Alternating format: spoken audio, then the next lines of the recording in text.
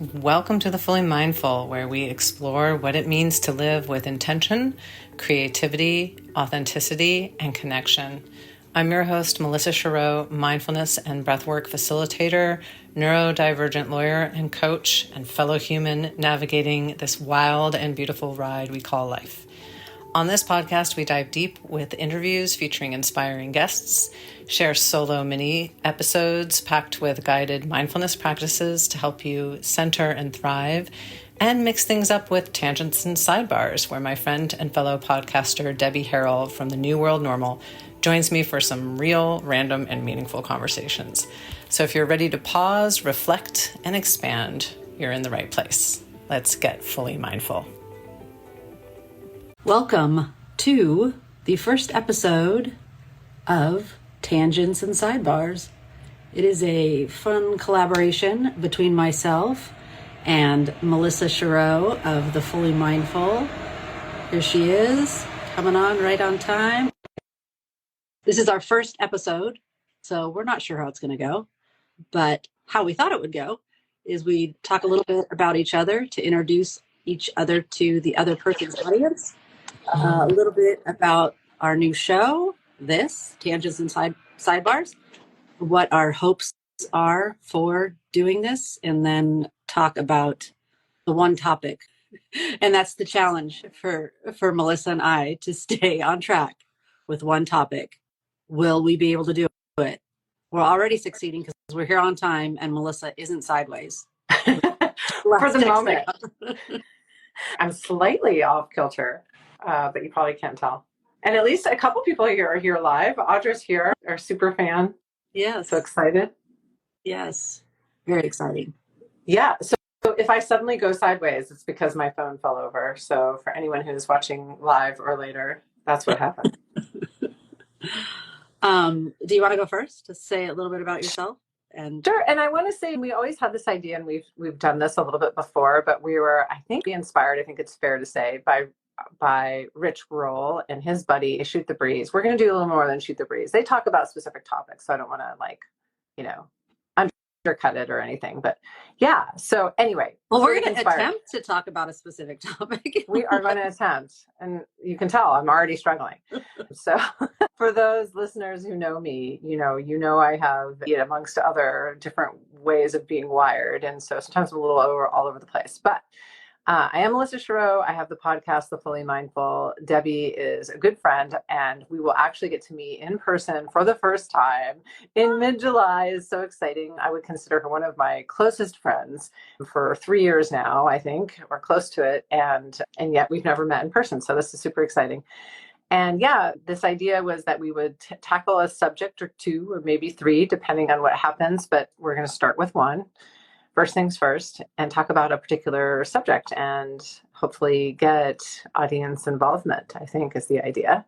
My podcast, I try to be regular. You will get regular episodes, just probably not exactly on time, but they are really interesting interviews with people who are living mindful, purposeful lives. And in any event, they are very interesting, as well as some free meditations, which are really helpful. Yes, and also Melissa didn't mention, but she is an amazing breathwork facilitator. She's come into the New World Normal community and shared her gift with us, and she does it in person. And are you still doing it online on occasion? I was doing it online. I'm going to do it online during the school year when it seems like more people are available. So watch for September. Definitely going to be doing those online. I just had a breathwork session last night in Portland. And I do those once a month live, and then once a month in Hood River, which is about an hour east of Portland, beautiful little town. And but the online ones, I was mentioning to these ladies, they were all from Michigan and Colorado. And so shout out to them that I will be delivering breathwork online starting in September. That's the blessing of the internet, right? Or social media, is getting to connect with people. And sometimes that's also the curse, is connecting with people you don't necessarily want to connect with. Yes. So why don't you tell people what you're up to? I am Debbie Harrell, and my podcast is New World Normal. And I guess I could still say it's a podcast because it exists, but I took a break from the podcast over a year ago now.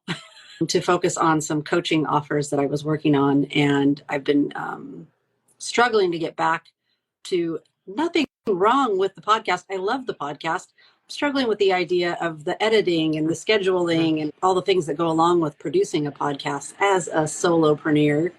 So a part of when we had this idea to collaborate and do these little mini episodes, I'm hoping this is going to be my tiptoe back into it, right? Because we're going to do these live. They're going to live on both of our Instagrams, but then we are also going to download them and put them on our podcast feeds. So then our listeners can find us on the socials, or if you want to watch social media or you want to listen, it'll all be available because there's nothing better than options. That's right. Especially for us in Neurospicy, we like to have all the options. We are super neurospicy and we need all the options for sure. Yeah. And thinking about the ideas we had for this podcast, trying to stick to one topic, although we named it Tangents and Sidebars for a reason, because we're really good at those. And also topics inspired by things we're experiencing either in our coaching or breath work, things in pop culture, also current events. I was actually watching The Bear last night, and the fact that we're talking about urgency. Yeah. I was like, oh my gosh, there's so many little gems to take from that show. I just started watching The Bear season 3 also. And for those of you who haven't seen it, the first episode is actually not a sense of urgency. It's this beautiful foray into the world of very high level cooking. It's beautiful. The food is amazing. It's beautiful.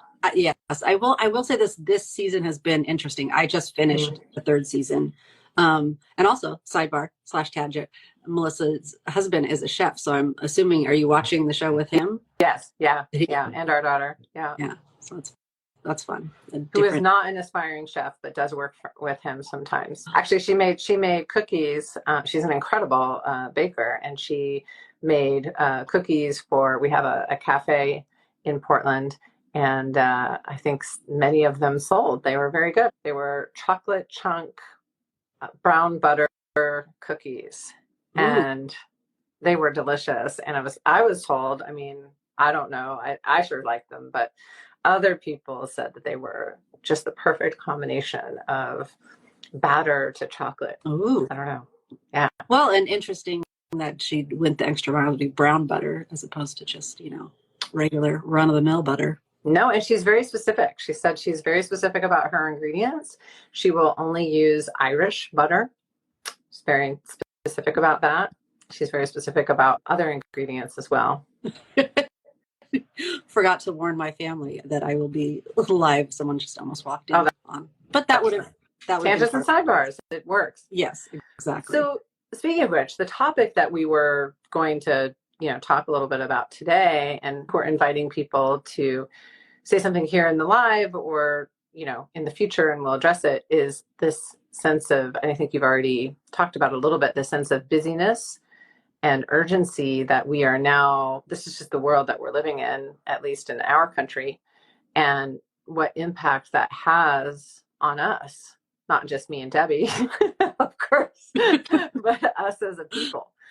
This sense of urgency in everything we do. And questioning, I think, is it really urgent? And what impact does it have? And how do we slow down? Can we slow down? Is it possible? Right. Is it? I don't know. I think it is. I feel like I saw a quote this morning about the importance of sitting in nature for 20 minutes every day, unless you're too busy, and then you need to sit in nature for an hour. Right. Yes. I thought that was very fitting for today's conversation. And when it came about for me, well, twofold, when I got blood work back and my doctor's like, yeah, your adrenals are shot. I'm like, oh, could it be a lifetime of living in that cult of busyness? I have intentionally stepped off in the past couple of years, but obviously it had already done its work. And right. Even though I consciously step off of it probably every day, you still get sucked back into it. I mean, just get on the freeway in Southern California and there's no way to avoid getting sucked into the urgency of the matter. And right. and I recognize it in my town, which is a small rural, feeling that sense of urgency. literally speeding as fast as they can down the street, even though they're only going to get to their destination. So even in your 1 square mile, kind of more rural town, island town, that it's kind of crazy, right? Yeah, I just noticed that the fact that people are still speeding around. I mean, we're going into our busy season. This week is definitely the height of our busy season. But even still, if you're going to speed from one end of town to the other, you're only going to get there nanoseconds earlier. And the reality, you're risking hitting someone's pet or kids, because, you know, we live in a town where kids are out running around, just like it was like the 80s, you know, kids are out on the streets. And also, so there's the safety aspect, but my bigger concern stems from what my doctor was telling me. You know, our adrenals are shot, and how many of us are jeopardizing our physical health by living in this constant state where everything is important and everything has to be done quickly, and there is no time for that sitting for 20 minutes in nature. I'm reading this book. Forgive me, we'll have to put them in the show notes later, but it's about neuroscience.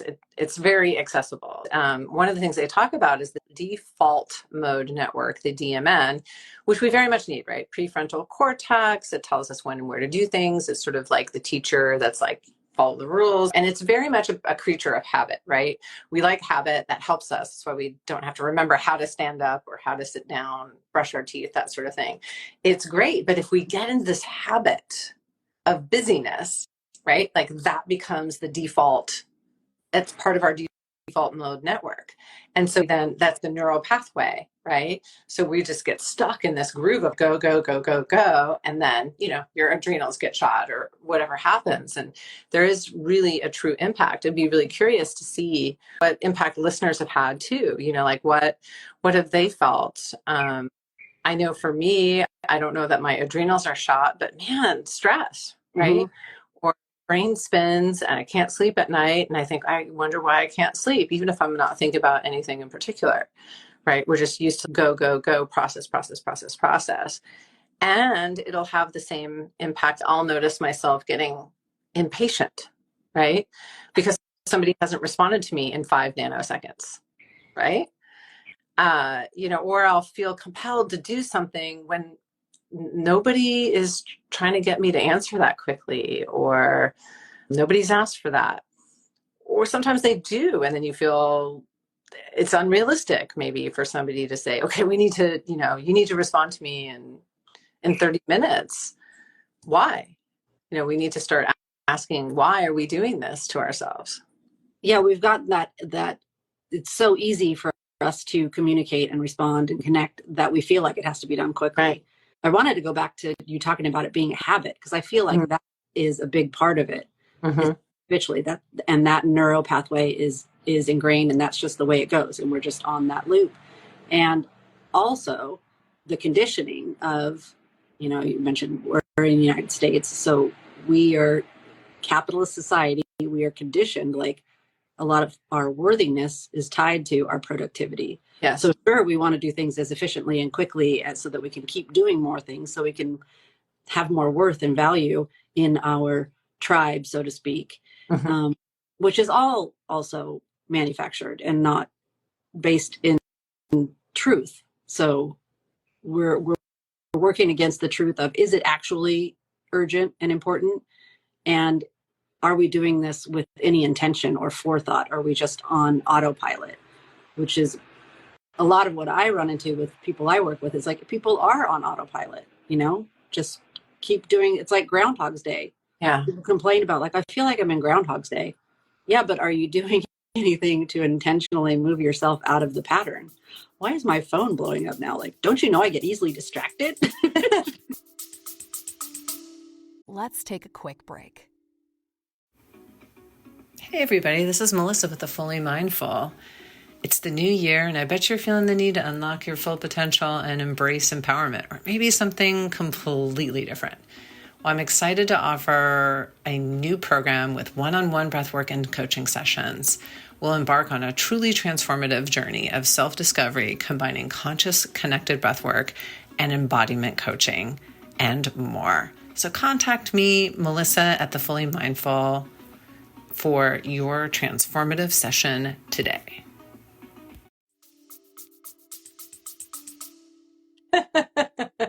Trying to distract you. I mean, that's exactly it, right? Like things pop at us a million miles an hour, and it does become habitual. I was thinking about the pandemic, and maybe one of the good things that came out of the pandemic, well, a couple maybe, was our ability to connect this way, remotely with people all around the world. That really intensified around the pandemic. And then do you remember Amazon suddenly wasn't delivering things right away? And it was like, what do you mean? I have the 2-day Prime delivery. And then it was like, you know what? It's okay. I can get things in a couple of weeks and it's all right. Like, what a miracle that I even get. Yeah, that's all the supply chains got screwed up. It was not just Amazon, it was everybody. Yeah.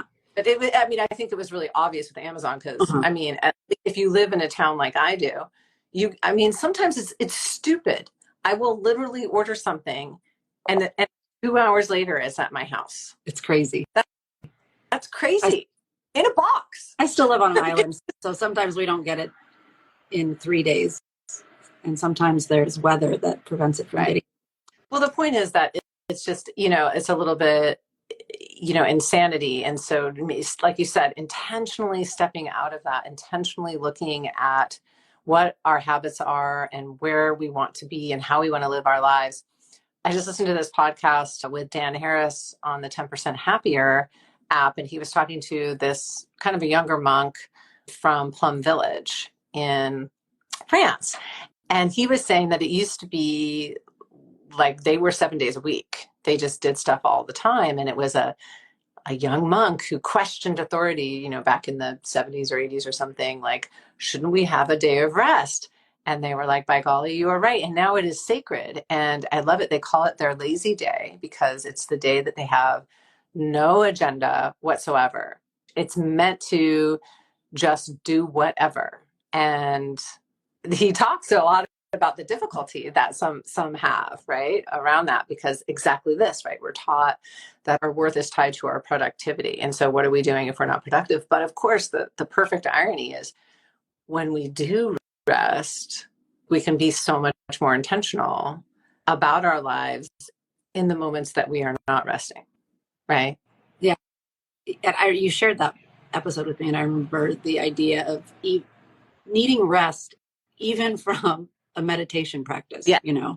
Of course, they're doing a lot of that, but yes, that struck me too. They're doing more than meditating. They're doing chores, and they're having visitors and leading courses and doing all of that. But yeah, he said even meditation they need rest from. And I loved how he addressed the issue of, well, what if you don't have time? You have 4 kids and 2 jobs and, all that, which I think a lot of us can relate to, even if not for 4 kids, we can relate to busyness. And he said something that I loved, and maybe listeners have other thoughts about what kinds of things that you can do to slow things down. But even 20 minutes a day in the morning, and then Dan Harris being Dan Harris, well, like, what if you don't have 20 minutes? He's like, even at a stoplight. Yeah. That's one of the coaching program that I was working on, why I took the break from the podcast. That's one of the first elements is how can you reconnect with yourself? And for the first response is usually, I don't have time to do that. I don't have time to sit into it. What, can you take 30 seconds? Like, you can take 30 seconds to take a breath and check in with what you're feeling and what you're thinking. Like, it doesn't have to be these big, long stretches of time. Do what you can to break that habit, that routine of the automatic thoughts that are usually negative, the feeling of having to go, and really getting nowhere. So how do you intentionally break that cycle? And it could be as easy as taking a breath at the stoplight instead of cursing the person in front of you for not going faster, or why did that person turn left? I am the worst in the car. I can admit it, but yeah. When I'm kind of tied into myself a little bit more, I can definitely do that, where I can just stop and notice. My daughter asks me a lot, why do you never listen to music in the car? And it's not really true, but she notices it because she's a teenager and she's listening to music every moment of every day. And I was like, well, sometimes it's just nice to be quiet, right? It's easier to just notice at the stoplight. Maybe you hear other sounds. Maybe you notice something in the sky that you hadn't noticed before. Maybe you notice a new building is going up. Whatever it is, it's just taking the moment to notice maybe your body in the chair and just yourself breathing. And like you said, even just for 30 seconds, that can have a tremendous impact. Maybe not on the rest of your day, but at least for another hour or so. Yeah. And sometimes longer. And if you're not feeling confident in the fact that you'll notice and take the time, I did an exercise. I can't remember. It might have been a suggestion from that How to Do the Work book about setting alarms on your phone for random times throughout the day to check. And that was more about checking in about where your mind was, because it was about not controlling your thoughts, but replacing negative thoughts. And I did that for a while. So where the alarm would go off, what am I thinking about? You could just as easily be like, the alarm goes off, I'm going to take 30 seconds to take a deep breath and check in with myself. And I know you are continuing as one of their practitioners, but the PQ reps, as I'm rubbing my fingers. Exactly. I was just going to say, so positive intelligence, which they call it PQ because it's like an EQ, positive intelligence, developed by Shirzad Kamine. And it's this great coaching program. And it also comes with an app that reminds you a couple times a day, whatever your focus is of the day. So there's like a 2-minute focus of the day, could be on, for instance, self-compassion, right? And then at 9 o'clock, 12 o'clock, and 3 o'clock in the afternoon, you get pinged and there's a little 2-minute exercise. And I love that it's just this short little thing. And I notice when I do it, it really does impact the day to do it regularly and just for a couple of minutes. I mean, who doesn't have 2 minutes? 2 minutes. If you don't have, I mean, like, take the time when you're going to the bathroom, if nothing else, right?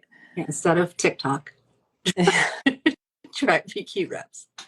Try some PQ reps, and they're really easy. It's like pay attention to your breath, or maybe rub a couple of fingers together and see what that feels like, or notice the sounds that you hear. Really simple activities that are, pretty concrete, pretty easy to do, and have an incredible amount of impact. That book that I mentioned that I can't remember the name of, that talks about neuroscience, that's what it's talking about, is kind of finding another way to mindfulness, which is through the senses. So we have it's much easier for our brains to go through our somatic senses, right? Instead of trying to worry, am I thinking a million thoughts? What are my thoughts? I don't know. To just focus on what we sense, we are able to focus a lot better and much more quickly and more effectively when we focus on our physical sensations. Yeah, that makes a lot of sense. And I feel like that's why I gravitate so much to that PQ practice of the rubbing the fingers, because it's really easy to focus on that. But now that we are coming towards the end of our half hour, so we wanted to pose the question to our audience. We'll put it up on both of our Instagrams, and in the show notes, there'll be a way to connect with us also. And then next month, when we come back, first Monday of every month, we will be here. Although September will probably do Tuesday since it's going to be Labor Day, but we'll let you know. We'll talk about how everybody else responded to this thought of urgency. And I think we decided that our question was going to be, how are you currently avoiding being in the habit of operating in urgency? And if you haven't ever thought about it, and if you are currently a card-carrying member of the cult of busyness, and you would like to have a little more intention, what's something you can do for yourself or support yourself in making that change? Yeah. Let us know, and we'll share what we're hearing from everybody. The collective wisdom, because I think there's probably a lot of wisdom out there, the different things that people do. And, the more we share that experience with others, everybody benefits from it, right? Because something will resonate with one person and maybe not another, or maybe it'll resonate with everyone, who knows? And just recognizing and getting that sense of validation, or like, oh my gosh, other people are struggling with this. It's not just, like, it is a thing. I do feel like I'm running and running and running and getting nowhere. Yeah. When you're seeing a lot of books about it, it's an issue. And there are a lot of books about the cult of busyness, either trying to promote it or books calling attention to it, and books that are dedicated to practices of how to get out of it. One thing we didn't even touch on, and I'm going to say it super quickly as we're wrapping up, but because we talked about it being a habit, we talked about capitalism conditioning, but also, I know this was the case for me in the past, was holding on to that sense of busyness and like, oh, I got to go, because I didn't want to deal with other stuff. Mm-hmm. Ooh, that's a big one. It's a big one. And that's what I was thinking about when I was watching The Bear. But yeah, so maybe we'll just like drop that little bomb at the end and see if that resonates with anybody. And, we'll talk a little bit more about it when we're reviewing what everybody has to say about urgency next month. Repeat, because if you're anything like me, you probably don't want to think of that one and it just like, woo, but to repeat, that's this sort of bomb here that we sometimes keep busy so that we don't have to deal with other things. And so what is that like? How does that land? And what do you do when you notice that? Yeah. And those other things might be feelings, situations, tasks that we're supposed to be doing. Like even we talk about that in little small things. I mean, it could be big things that have, a lot of emotions tied to it, or it could be, to use the podcast for like, I really should be editing my podcast, but instead I'm going to create Canva templates for my Instagram that I don't really need, like silly things like that, which we procrastinate to not deal with. But I'm going to get really busy doing this so that I don't have to do that. Right. Or you could be like me. And if you want to learn more about the positive intelligence program, just ping me. But, we talk about different saboteurs. And one of mine is the hyperachiever. I love me a new certificate. And so I will keep getting the certificates because I seem to get get something a lot out of that. But then as, I'm not doing other things that I really have intended to get done that are really important to me. But I get distracted by my desire to fill myself up with external validation. We're dropping all the nuggets at the end. Friends, we are officially at 30 minutes. And we said we wouldn't go more than 30 minutes. So yeah. Thanks to those that listen live. And we'll be back next month, Monday, whatever Monday that is, at 5:30 Pacific, 8:30 Eastern. Yes. Thanks. Thanks, everyone. Hey, everybody, it's Melissa, and I'm wondering if you all can relate. Have you ever caught yourself procrastinating or maybe doubting your abilities, or maybe you have a black belt inner critic like I do or have had that wants to sabotage your every move with judgment and perfectionism expectations? It might keep you stuck, it might keep you anxious and away from your full potential. The Positive Intelligence Program, PQ, is a powerful 6-week journey designed to help you quiet those saboteurs, embrace positivity, and find flow in your life. Through daily practices and weekly focuses, we'll work together to build your mental fitness. The PQ app will guide you every step of the way and support you, and you'll be supported either by myself in a one-on-one or in a small group of like-minded individuals where you can share insights and progress. So reach out, contact me at info@thefullymindful.com to find out how we can work together one-on-one or in a small group today.